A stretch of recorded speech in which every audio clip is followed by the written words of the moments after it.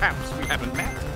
I'm Discord. Another chaotic battle! Taste the scream of death. Greetings, comrades. This is 88 Gelu, and I'm here with part 2 in my chaotic tutorial series. Now, I've been asked by a lot of people to continue this series, which is why, I don't know, that this is coming really soon, but I think I might need a bit more time to prepare because even this, even here, this modeled arrangement of cards is not exactly perfect, but on with the show. As you can see from the title of the episode, I'm going to be describing the basics of abilities. This is specific to battle gear and creatures, and will usually apply also to locations. Now, let's get started.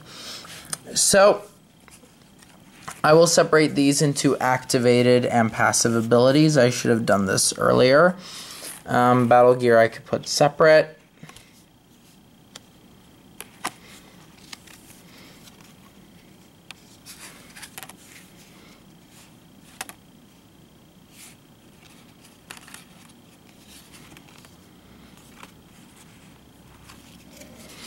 La la la la la.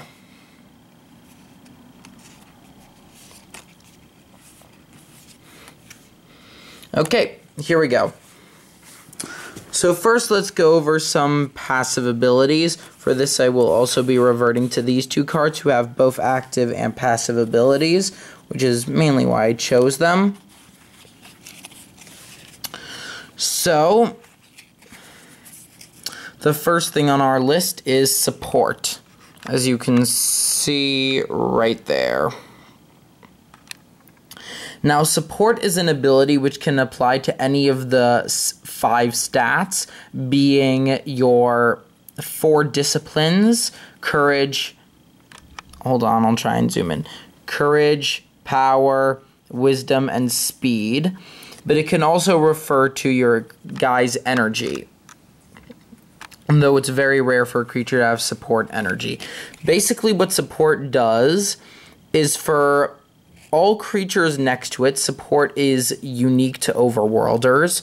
So, for all overworlders adjacent to it, adjacent is right next to it. We will go over that when we discuss battle board, but basically, if these two guys are next to each other, they're adjacent. So for each overworlder adjacent to the creature with support, it gains a certain amount in one of the 5 stats. So here it says he has support speed 5, so he would gain 5 speed for each overworlder next to him. Oh, that you control. Support only applies to if you control it. Then we have... I should probably go over Swift now too, though I could go over it with the other guy.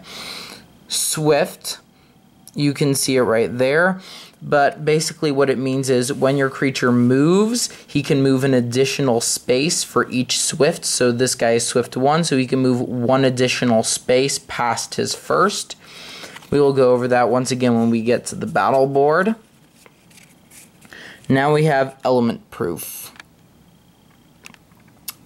Element proof is that based on the 4 elements, or if you have element proof to all the elements, you will gain a certain amount of energy when you're fighting creatures that have that element type. So this guy's earth and fire proof 10, so if he fights a creature with fire or earth, he gains 10 energy.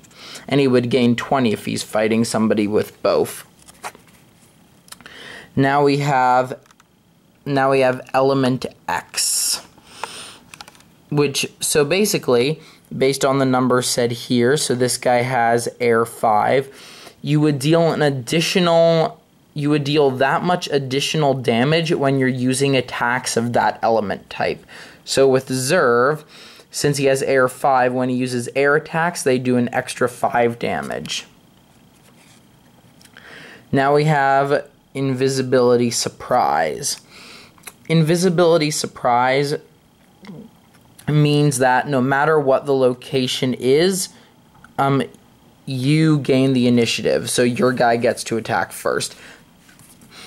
There are 3 invisibility abilities. For all 3 of them, invisibility is unique to Mepedians, which are, as I told you before, these guys. And however, there is one creature, I believe he's Colmo assimilated, who does have invisibility, but we're not going into exceptions. However, there are some other creatures who would just have surprise. However, surprise and invisibility surprise do the exact same thing. Except if a creature has something like immunity to invisibility, then they wouldn't be affected by invisibility surprise, but they would be affected by surprise, if that makes any sense. Now here this guy has invisibility strike. What invisibility strike means is on their first attack, they do that much extra damage. So because he has invisibility strike 10, his first attack does 10 extra damage. Now he also has an ability here called Expend. Expend is an activated ability. Activated abilities you can use at any time unless it says it has to be at a certain time. Like some will say only while engaged or only while unengaged. Engaged and unengaged, if it wasn't clear, means that you're either in combat or not in combat. So what expend means is your creature loses that element type. So here he would lose air, and they get it back at the end of that combat. But until then, they have lost that element, and it follows with an ability. So here he gains range and swift 1. Now you already know what swift 1 does. But range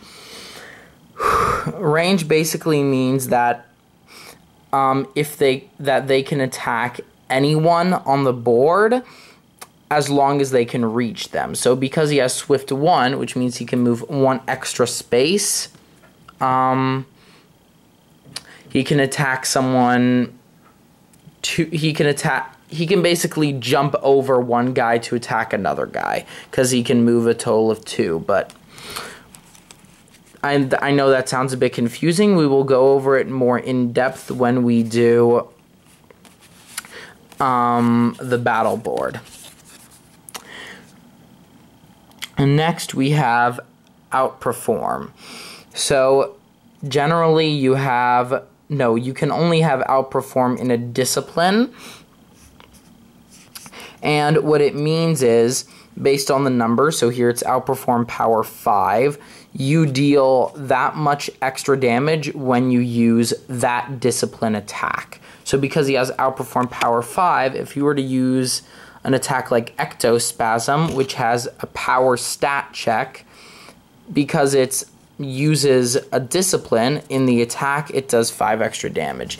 This only applies to stat checks, challenges, and stat fails. We will go more over those at a later date. So basically this is the discipline equivalent of element X. Then also he has this other ability. You can ignore all this stuff because that's specific to him, but it says Recklessness 5 and Fire 5. So Fire 5, same as Air 5 except Fire. Now Recklessness.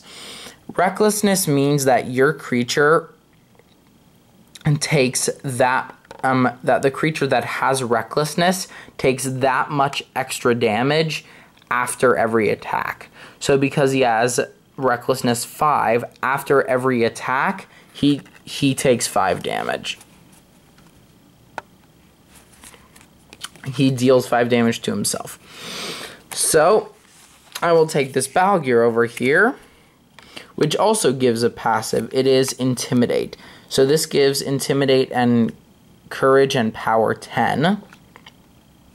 And what Intimidate does is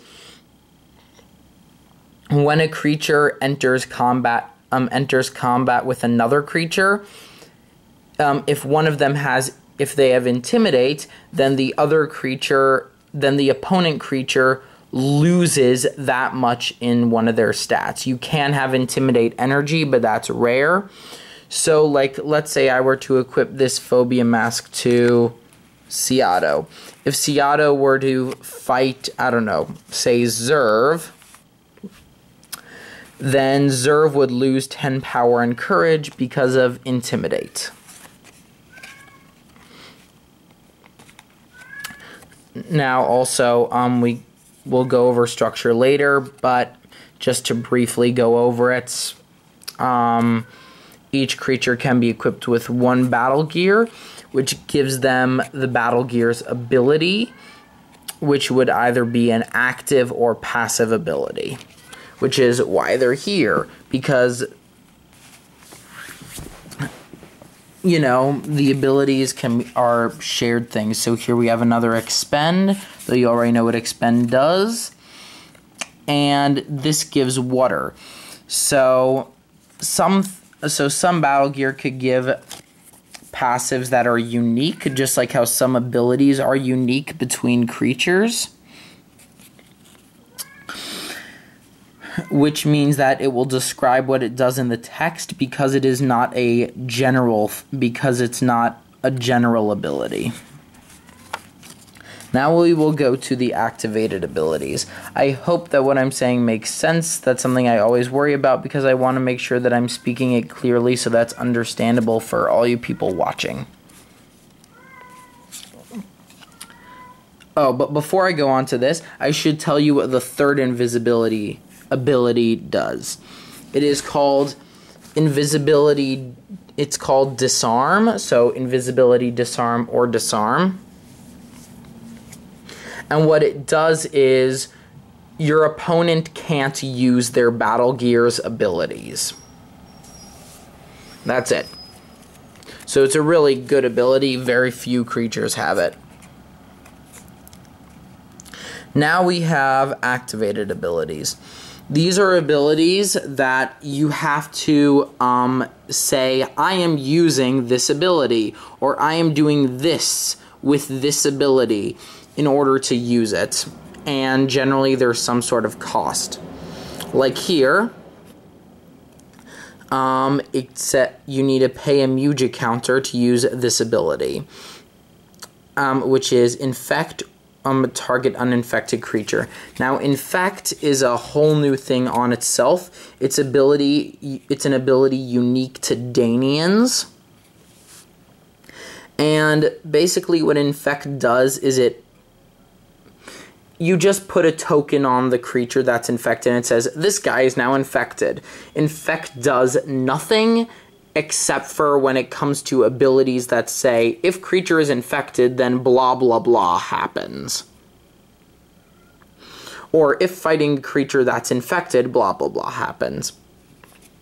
But there are many creatures that have this, where you need to pay a Mujic counter cost in order to use an ability. I have another one here, which is Unda, who has pay a Mujic counter. She has 2 to give target creature water. And then I also have this guy over here, who has pay 4 Mujic counters, target attack deals 25 damage. Now this guy has another, I'm not sure if this is really can be considered an activated ability. I guess it would be, but it is called Flood Morph. It is unique to it is a Marillion unique ability. When I say unique, by the way, it means that only that tribe has it, with like very few exceptions, because there are going to be some exceptions. And basically what it does is, whenever a creature you control deals water damage, so deals damage from water element in using an attack, they gain a Mujic counter, which is incredibly useful. Then here we have Hive. Hive is an ability which is also unique to Danians, where they gain a special ability or increase in one of their stats, or an additional ability like, I don't know, Earth 5 if Hive is activated. In order to activate Hive, you need to have a card that says, do blah blah blah, activate Hive. So with this guy, it says, if you activate Hive, he gains 10 courage for each Mandiblor you control. Mandiblor is a type of creature, but we don't need to worry about that yet. We could go over that more in like tribal specifics. Actually, no, I'm probably going to forget, so I'll go over it now. Basically, there are different types of creatures, are different types apart from their tribe. So right here, it would say what thing they are. So here, creature, then their tribe, so Seatos and Mepetian, and then their, I guess you would say, profession. So this guy's a stalker, meaning like assassin thing, for all you messed up people. This guy's an elementalist, and this guy is a squad leader and a scout. Now, some creatures' abilities, like Mandiblors, are unique to tribes. Mandiblors only apply to Danians, and some can use certain effects. Like, for example, many Danian abilities apply only to Mandiblors, or only Mandiblors can activate them. But that is a completely separate thing. If you want to go into Danians, we can go over that when we get to basic deck construction. So next we have unique and loyal, as well as brainwashed. And I guess a discarding Mujic card ability. So some abilities will require you to do things like get rid of your Mujics. If you're playing a 6-on-6 standard battle, each player has 6 Mujic cards. This guy's ability requires you to discard or get rid of 2 of the Mujics in your hand to use his ability. He also has unique. Unique means you can only have one of these in the deck. Generally speaking, actually not generally, you have to. You can only have a maximum of 2 of one creature in your deck, even if they share a name. Like, let's say, oh, I don't know. Let's say I had this Zerv and Zerv Monsoon Defender. I couldn't have 2 of this Zerv and then 1 Monsoon Defender, because they're both still named Zerv, so it would count as having 3 of them. And the video is almost up, so I'm going to try and wrap this up quick.